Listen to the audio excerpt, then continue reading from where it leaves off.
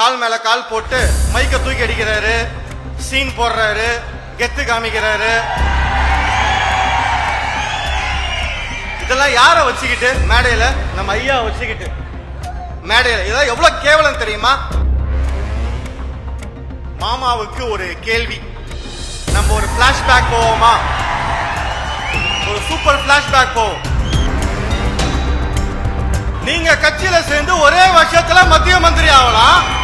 ஆனா என் தம்பி உழைச்சி வந்தா சொல்லுங்க பாப்போம், உங்களுக்கு வந்தா ரத்தம், மத்தவங்க எல்லாம் வந்தா தக்காளி சட்னி. பதவி வெறி கண்ட மறைச்சா பெத்த தகப்பன் கூட எதிரியாதான் தெரியுமா? கேப்டன் விஜயகாந்த் படத்துல ஒரு டயலாக் வரும், எனக்கு தமிழ்ல பிடிக்காத ஒரே வார்த்தை மன்னிப்பு, ஆனா எனக்கு தமிழ்ல பிடிச்ச ஒரே வார்த்தை நன்றி உணர்வு. இங்க எல்லாரும் எதுக்கு வந்திருக்கோம்? சுயநலத்துக்கோ கொள்ளையடிக்கவோ பதவிக்கா வந்திருக்கோம்? ஐயா மேல இருக்க மரியாதைக்காக வந்திருக்கோம். என்னடா கரை வேட்டி போடாம ஜீன்ஸ் பேண்ட் வந்திருக்கான்னு பாத்திருக்கீங்களா? எனக்கு அரசியல் ஆசைலாம் கிடையாது, சரியா? நம்மளுக்கு இந்த மேடைக்கு சம்பந்தமே வேணான்னு சொல்லிட்டு தொழிலை பார்த்து இருந்தவன் நான், அதுதான் நம்ம, சரியா? ஆனா இன்னைக்கு எதுக்கு வந்திருக்கேன்? சில விஷயங்கள் சொல்லிதான் ஆகணும். நம்ம ஒரு வருஷத்துக்கு முன்னாடி என் தம்பிக்கு முகுந்தனுக்கு நம்ம ஐயா ஒரு பதவி கொடுக்கிறார், இளைஞர் அணி தலைவர் பதவி. அத ஒருத்தர் மேடையில எதிர்க்கிறார். என்னன்னு, அவனுக்கு அனுபவம் பத்தல, கட்சியில சேர்ந்து 4 மாசம் தான் ஆகுது, கால் மேல கால் போட்டு மைக்க தூக்கி அடிக்கிறாரு, சீன் போடுறாரு, கெத்து காமிக்கிறாரு. இதெல்லாம் யார வச்சுக்கிட்டு மேடையில? நம்ம ஐயா வச்சுக்கிட்டு மேடையில. இதெல்லாம் எவ்வளவு கேவலம் தெரியுமா? ஒரு எதிர்கட்சிக்காரன் போய் பண்ணுவானா அந்த மாதிரிலாம்?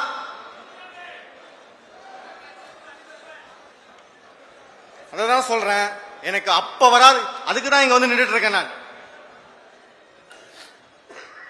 என் மாமாவுக்கு ஒரு கேள்வி, நம்ம ஒரு பிளாஷ்பேக் போவோமா? ஒரு சூப்பர் பிளாஷ்பேக் போவோம். நீங்க கட்சியில சேர்ந்தது 2004. அதே 2004 நீங்க இளைஞர் அணி தலைவர் ஆவறீங்க. அதே 2004 நீங்க ராஜ்யசபா எம்பி ஆவறீங்க. அதே 2004 நீங்க மத்திய அமைச்சர் ஆவறீங்க. அப்பா என்ன ஸ்பீடு இல்ல இது? நீங்க கட்சியில சேர்ந்து ஒரே வருஷத்துல மத்திய மந்திரி ஆகலாம். ஆனா என் தம்பி உழைச்சி வந்தா சொல்லுங்க பாப்போம், உங்களுக்கு வந்தா ரத்தம், மத்தவங்க எல்லாம் வந்தா தக்காளி சட்னி.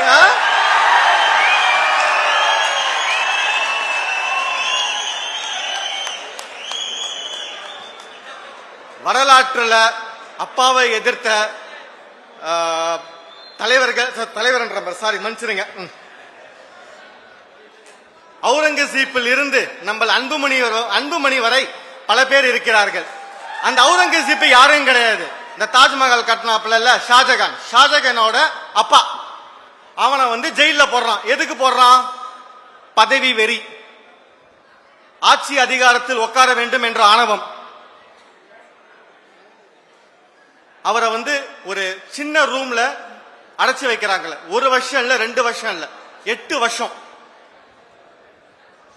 அவரும் அந்த சின்ன ரூம்ல இருந்து நம்ம கட்டின தாஜ்மஹாலை ஜன்னல் வழியா பார்த்து அழுது 8 வருஷம் கழிச்சு செத்தும் போயிடுற. இப்ப நான் இதை ஏன் சொல்றேன்னா, பதவி வெறி கண்ட மறைச்சா பெத்த தகப்பன் கூட எதிரியாதான் தெரியுமா? அவமானம் பண்றதுக்கு கை கூசாது. ஐயாவை எனக்கு ரொம்ப பிடிக்கும். அவர் எனக்கு தாத்தா மட்டும் இல்ல, என்னோட ஹீரோ.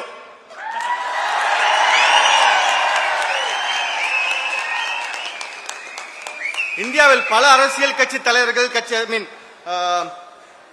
கட்சி தொடங்குறாங்க.